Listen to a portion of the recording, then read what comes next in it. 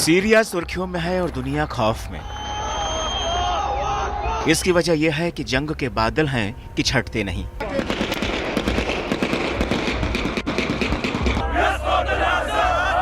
रूस यूक्रेन की जंग के बाद Israel Hamas, Israel Iran, Israel Lebanon के जंगी धमाकों ने दुनिया को दहलाने का काम किया। तो अब सीरिया नाम के देश ने सबको सरप्राइज कर दिया है। सीरिया में विद्रोहियों ने राजधानी दमिश्क पर कब्जा कर लिया है। विद्रोहियों ने राष्ट्रपति बशर अल असद की 24 साल पुरानी सत्ता को उखाड़ फेंका है। असद के तख्ता पलट के साथ ही सीरिया में अब एक नया नायक उभर कर सामने आया है, जिसे लोग सीरिया का सुल्तान कह रहे हैं। इस शख्स का नाम है अबू मोहम्मद अल जुलानी।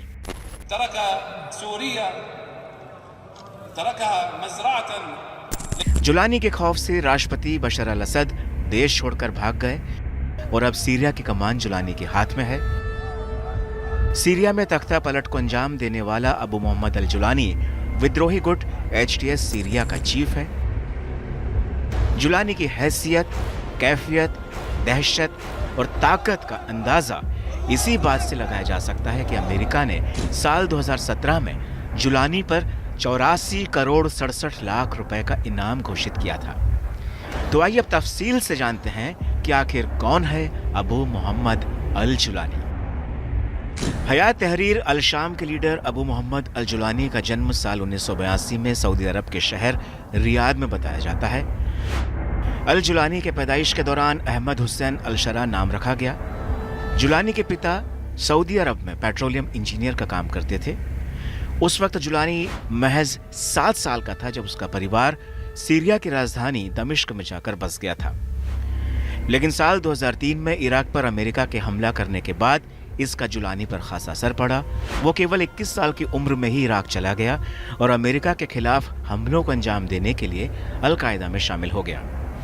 साल 2006 में इराक में अमेरिकी सेना ने जुलानी को गिरफ्तार कर लिया।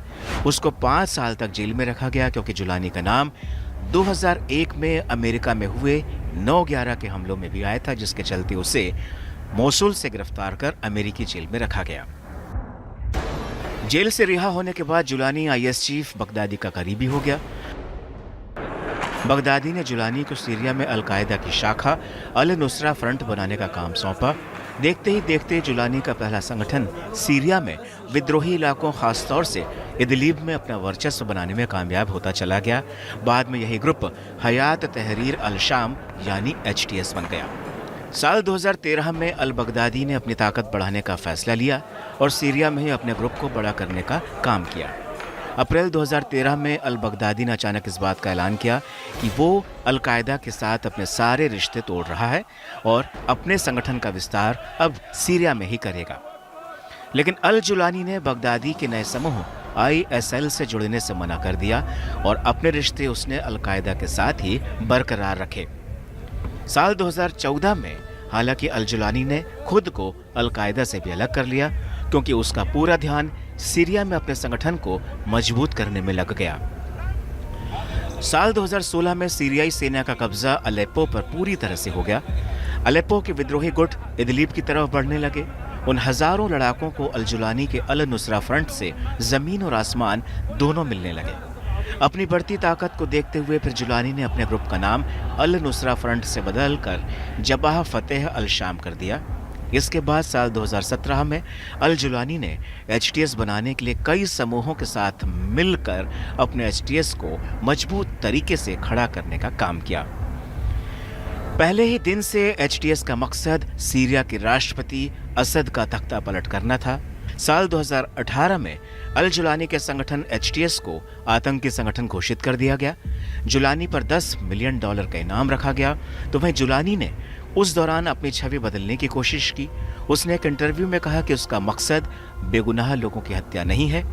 अल जुलानी ने जरकावी और बगदादी की पहचान से भी पीछा छुड़ाने की कोशिश की।